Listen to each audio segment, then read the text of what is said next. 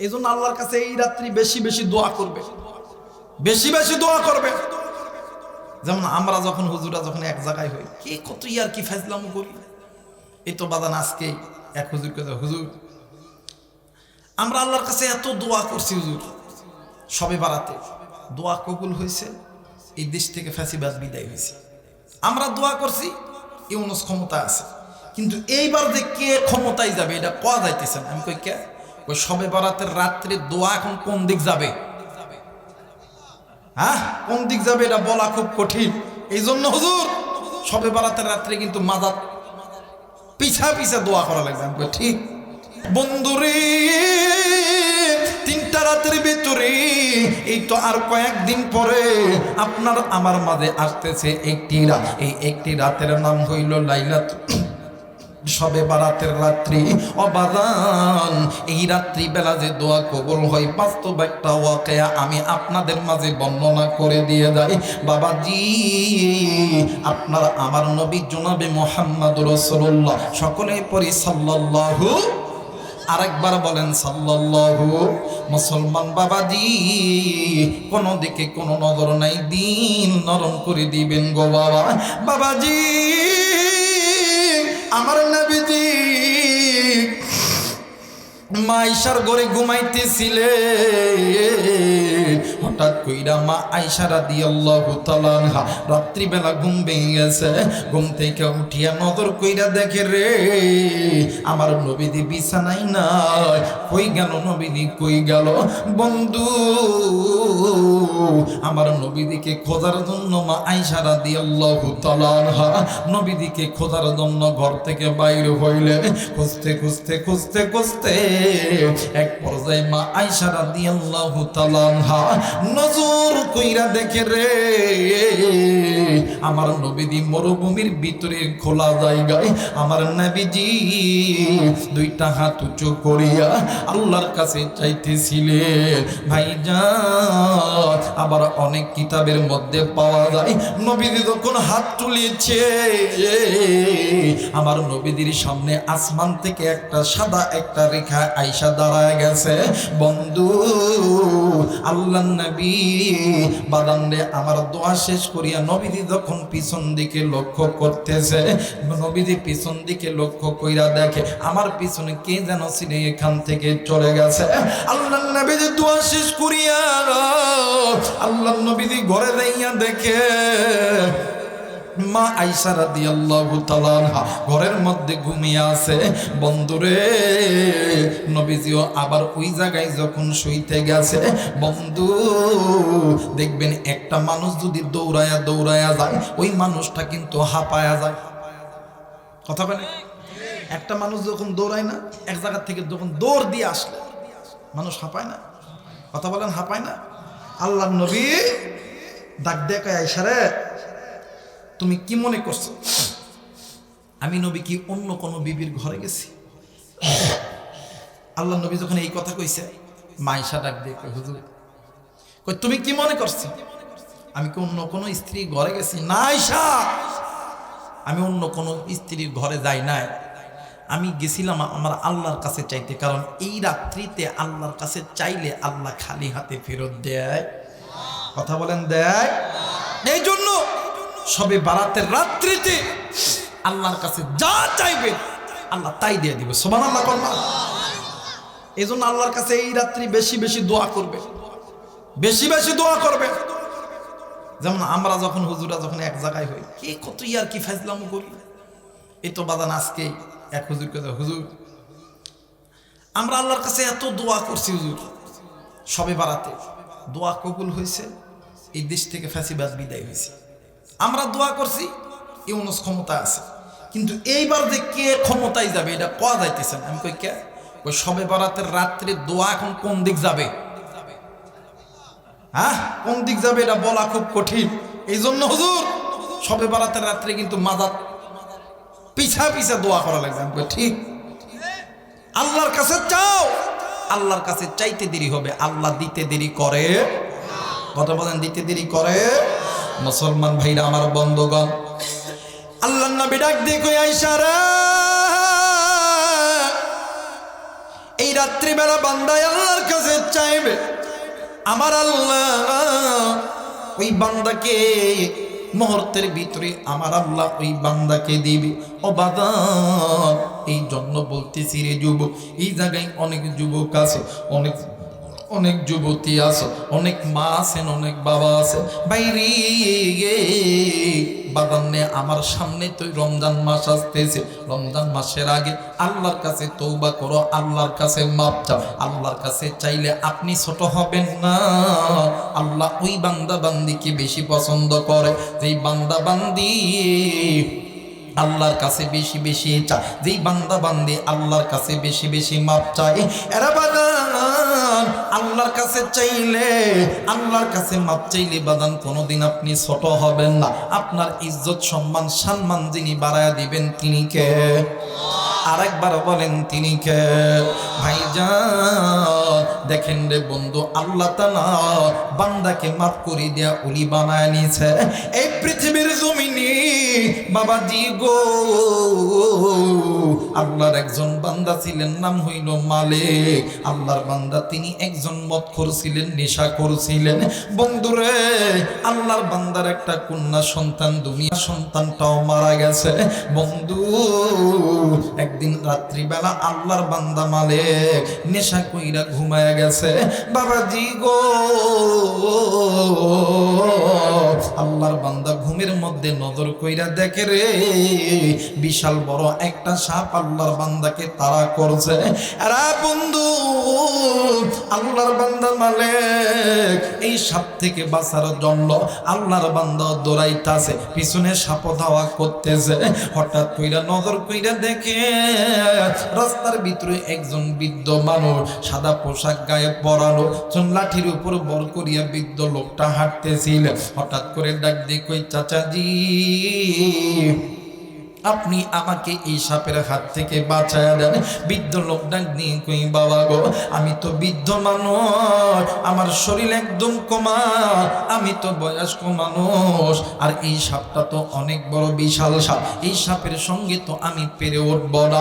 আর বাজান আল্লাহর বান্দা মালিক ইবনে দিনার, আল্লাহর বান্দা মালিক দৌড় দিয়া দিতেছে। হঠাৎ করিয়া একটা পর্যায়ে নজর কইরা দেখে বিশাল বড় একটা পাহাড় দেখা যায়। ওই পাহাড়ের উপরে বিশাল বড় বিল্ডিং দেখা যায়। ওই বিল্ডিং এর ভিতর থেকে কেমন জানি আল্লাহর কোরআনুল কারীমের তেলাওয়াত ভেসে ভেসে আসতেছে। একটু আওয়াজ করে বলেন আল্লাহু আকবার। আরেকবার বলেন আল্লাহু আকবার। মুসলমান বাবাজি, আল্লাহর বান্দা মালিক ওই বিল্ডিং এর উপরে উইটা দেখে, চারিদিকে বিল্ডিং, মাঝখানে একটা ফাঁকা জায়গা। ওই ফাঁকা জায়গার মধ্যে একটা গাছ আছে। আল্লাহর বান্দা মালিক ওই গাছের নিচে বৈশা পানি পানি কইরা চিৎকার করতেছিল। হঠাৎ করে আল্লাহর বান্দা মালিকের একটা কন্যা সন্তান মারা গেছে। ওই সন্তান পানি আনিয়া বাবারে দিয়েছে। ডাক দিয়ে কই, আব্বু গো, এই যে তুমি পানি পান করো গো বাবা। ও বাবা, এই যে নেন, এখান থেকে তুমি পানি পান করো বাবা। এখন বাপ সন্তানকে দেখিয়া ডাক দিয়ে কই, বেটা রে, তুমি এই জায়গার মধ্যে কেন আছো বলো না? ডাক দিয়ে কই, আব্বু গো, এই পৃথিবীর জমিনে যত ছোট বাচ্চাগুলো মারা যায়, আমার আল্লাহ বাবা কিছু বলতেছে, দোয়া করে দিই, দোয়া করে দিই নাকি? দোয়া হবে না? থাকবেন আপনারা? মায়া এতক্ষণ থাকবেন না? না, এখানে নাকি 10টা 11টার মধ্যে নাকি দোয়া হয়ে যায়। আমারও তো বলা হয়েছে তাই যে 11টার মধ্যে দোয়া। না না, 11টা বাজতে 15 মিনিট আছে, 11টার মধ্যে দোয়া হবে ইনশাআল্লাহ। আল্লাহ কবুল করে। জোরে বলেন আমিন। আরেকবার বলেন আমিন। মুসলমান ভাইরা আমার, বন্ধুগণ, ডাক দেখো আব্বু গো, এই পৃথিবীর জমিনে যত ছোট ছোট বাচ্চা মারা যায়, আমার আল্লাহ ওই বাচ্চাদেরকে এই জায়গায় আনার পর আমার আল্লাহ ইব্রাহিম পয়গম্বরের কাছে আমার আল্লাহ কোরআন শিক্ষার জন্য দিয়ে দেয়। ও আব্বা, আপনি কি এখনো ভালো হন না? আপনি কি এখনো তওবা করেন নাই? আপনি এখনো কি গুনাহ ছাড়তে পারেন নাই? ডাক দিয়ে কই মা রে, না না মা পারি নাই গো মা। ডাক দিয়ে কই আব্বা গো, আপনি কেন হাঁপাইতেছেন গো বাবা? ডাক দিয়ে কই বেটি রে, আমার পিছনে বিশাল বড় একটা সাপ আমার পিছনে তাড়া করছে, আমাকে খাবে খাবে, আমাকে কামড়াবে। এইবার সন্তান ডাক দিয়ে কই আব্বু গো, ওইটা সাপ না গো আব্বা, ওইটা আপনার জিন্দেগির জন্য বদ আমল। আব্বা গো, আপনার জীবনের বদ আমল যেটা, ওইটা বিশাল বড় একটা সাপের আকার ধারণ করছে। আব্বা গো, আপনি এই সাপের তাড়া খাইয়া আপনি যখন দৌড়াইতেছিলেন, হঠাৎ করে একটা বৃদ্ধ লোক সাদা একটা কাপড় পরনে পরা আছে, লাঠি নিয়ে রাস্তায় দাঁড়ায় আছে, ওই লোকটার কাছে কি সাহায্য চেয়েছিলেন? ডাক দিয়ে কই মা, জি জি আমি সাহায্য চেয়েছিলাম। ডাক দিয়ে কই আব্বু,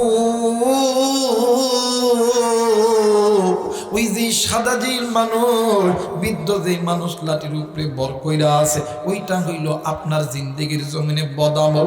আব্বা গো, আপনার নেক আমলের সাথে আপনার বদ আমল কোনোদিন পারবে না, আপনার বদ আমলের সঙ্গে আপনার নেক আমল পারবে না, বিদায় ওই ব্যক্তি আপনাকে সাহায্য করে দেয়। আব্বু গো, আপনি আল্লাহর কাছে তওবা করেন, আল্লাহর কাছে মাপ চান। আমার আল্লাহ এত দয়ার আল্লাহ, আমার আল্লাহ এত দয়ার আল্লাহ, আমার আল্লাহ এত মায়ার আল্লাহ। আমার আল্লাহর নাম রহমান, আমার আল্লাহর নাম রহিম, আমার আল্লাহর নাম গফফার, আমার আল্লাহর নাম কারীম, আমার আল্লাহর নাম সত্তার। আমার আল্লাহর কাছে বান্দা চাইবে, আমার আল্লাহ ওই বান্দাকে কোনোদিন দেরি করবে না। বন্ধুরে, আল্লাহর বান্দা মালিকের ঘুমটা ভেঙে গেছে, ঘুম ভাঙার পর আল্লাহর বান্দা মালিক ইবনে দিনার গোসল করিয়া ওযু বানাইয়া মসজিদের মধ্যে যায় সিজদার মধ্যে পড়িয়া গেছে, আর ডাক দিয়ে কই আল্লাহ, মায়া কইরা চিৎকার কইরা ডাক দেন না, বলেন না আল্লাহ। আরেকবার ডাক দেন না, বলেন না আল্লাহ। ডাক দিয়ে কই মালিক, ও মেরে আল্লাহ, আল্লাহ আমি গুনাহ করছি, আল্লাহ আল্লাহ আমি ভুল করছি, আল্লাহ আল্লাহ গো, তুমি যদি মাফ না করো আল্লাহ, কার কাছে যাবো কে আমাদের গুনাহ মাফ করবে? আরে বন্ধু, ওই দিনটা ছিল বন্ধু শবে বারাতের দিন, শবে বারাতের রাত্রি। এই রাত্রিতে মালিক ইবনে দিনার আল্লাহর কাছে তওবা করেছিল, আমার আল্লাহ তওবা কবুল করেছে। শুধু কবুল করে নাই, আমার আল্লাহ মালিক ইবনে দিনারকে জামানার বড় একজন ওলি বানায়া দিয়েছে। আওয়াজ করে বলেন আল্লাহু আকবার, আরেকবার বলেন আল্লাহু আকবার। এই জন্য মুসলমান বন্ধু, আমার আল্লাহর কাছে তওবা করো, আমার আল্লাহর কাছে মাপ চাও। আমার আল্লাহর কাছে চাইতে দেরি হবে, আমার আল্লাহ দিতে দেরি করবে না, কারণ আমার আল্লাহ ওই বান্দা ওই বান্দিকে বেশি পছন্দ করে, যেই বান্দা বান্দি আল্লাহর কাছে বেশি বেশি চায়। আওয়াজ করে বলে না আল্লাহু আকবার। আমাদের সমাজে অনেক মানুষ আছে খালি আল্লাহর কাছে চায়, আছে না বাবা? আমাদেরকে হুজুর আল্লাহর কাছে চায়, আল্লাহ দেয় না, দেয় না। আমি কই আল্লাহ তো সিটার চিনে, আল্লাহ তো বাটপার চিনে। কই হুজুর আল্লাহর সঙ্গে কি সিটারি করা যায়? আমি কই আরে কত দেখি দিনে কয় ওয়াক্ত নামাজ? কয় 5 ওয়াক্ত। আমি কই কি কি? কই ফজর জোহর। কইতে মানে ওর পায়জামা গরম হয়ে যায়। তা আমি এখন কত দেখি এই 5 ওয়াক্ত নামাজের মধ্যে কয় ওয়াক্ত নামাজ তুই এই কপালটা মালিকের দরবারে লাগাস? হুজুর বুঝিছি হুজুর, ওটাই তো, ওটা ছাড়া তোর কিছু করতে পারব না। দাঁড়া থাম, দিনে 5 বার আল্লাহর ঘরের থেকে মসজিদের মুয়াজ্জিন তুই ডাকে, আর তুই একবারও এই মাথাটা মালিকের দরবারে লাগাস না। আর তুই খালি আল্লাহ কুশাল্লাহ টেহা দেন, পয়সা দেন, আল্লাহ বিল্ডিং দেন, মোটরসাইকেল দেন, আল্লাহ কোটিপতি বানান, শিল্পপতি বানান। আল্লাহ সিটার চিনে না? কথা বলে কে? জোরে কনে কে? আল্লাহ কি সিটার চিনে না? বাইরে আগে কারো কাছ থেকে কিছু নিতে হলে আগে তারা কিছু দিতে হয়। কথা বলে কে? আজকে যে মসজিদে জুমার নামাজ পড়ি না আমরা, দেখবেন ইমাম সাহেব এই একটা সূরার আয়াত বলছে, ইয়াকা না'বুদু ওয়া ইয়াকা নাস্তাঈন। আল্লাহ, আমরা আপনারই ইবাদত করি, আপনার কাছেই চাই। বলেন তো দেখি, জুমার নামাজ শেষ হয়েছে সেই দুপুর 1টার দিকে, আসর গেছে, মাগরিব গেছে, এশা গেছে, এই জায়গায় কয়জন মানুষ আসর পড়ছে, জহর পড়ছে, আসর পড়ছেন, মাগরিব পড়ছেন, এশা পড়ছে? বলতে পারবে? কথা বলে নাকি? এরপরও আল্লাহ তো আপনার আমার উপরে রাগ হয় নাই, এরপরও রাগ হয় নাই। চোখ দিছে, হাত দিছে, যে চোখ দিয়া অনর্গল গুনাহ করতেছে। যে দেখেন বাজারে হাজারো নারী পুরুষ, যে একটা পুরুষ নারীর দিকে তাকাবে, এটা কবিরা গুনাহ। তাকাইতেছে চোখ দিয়া, মুখ দিয়া, এক একজনের ভাষা এক এক রকম। কেউ হাতের গুনাহ, চোখের গুনাহ, কানের গুনাহ, পায়ের গুনাহ, এত পরিমাণে গুনাহ করেছে। এরপর আল্লাহ তো রাগ হয় নাই। আল্লাহ যদি ইচ্ছা করতে হাতটা তো আল্লাহ লুলা বানাইতে পারত। আল্লাহ যদি ইচ্ছা করতে চোখটা তো কানাও বানাইতে পারত। আল্লাহ যদি ইচ্ছা করতে জবানটা বন্ধ করতে পারত, কানটা ঠসা বানাইতে পারত। কিন্তু এরপরও করে নাই, কারণ আল্লাহ তোমারে আমারে কোটি কোটি গুণ মোহাব্বত করে ভালোবাসে। আল্লাহ কই, বান্দা তুই একবার খালি বল, আল্লাহ আমি তোমার কাছে মাপ চাই, গুনাহ আর করব না। আল্লাহ বলেন, বান্দা তুই এই কথা বলতে দেরি করবি, আমি আল্লাহ তোরে মাপ করতে দেরি করব না। আজকে আফসোস, মুসলমান ওই আল্লাহরে চিনতে পারলাম, ওই আল্লাহর কাছে মাপ চাইতে পারলাম না। আজকে মুসলমান গুনাহের জিন্দেগি করতেছি। কিন্তু একটা কথা মনে করে রাখবেন, গুনাহ ছোট হলেও গুনাহ, গুনাহ বড় হলেও গুনাহ, গুনাহ ছোট হলেও গুনাহ, বড় হলেও গুনাহ। এই গুনাহ আপনাকে আমাকে জাহান্নামে নিয়ে যাবে। গুনাহ আপনার আমার দুনিয়া আখেরাতকে বরবাদ করবে। এখানে অনেক মানুষ আছেন চাকরি করেন, অনেক মানুষ আছেন ব্যবসা করেন। আমি যদি জিজ্ঞেস করি যারা ব্যবসা করেন কেমন আছেন, এই কথা বলবেন, হুজুর আলহামদুলিল্লাহ মোটামুটি কোনোরকম ভাবে চলে। যারা চাকরি করেন এদেরকে যদি জিজ্ঞেস করি, ভাই আপনি কেমন আছেন, হুজুর আলহামদুলিল্লাহ মোটামুটি চলে।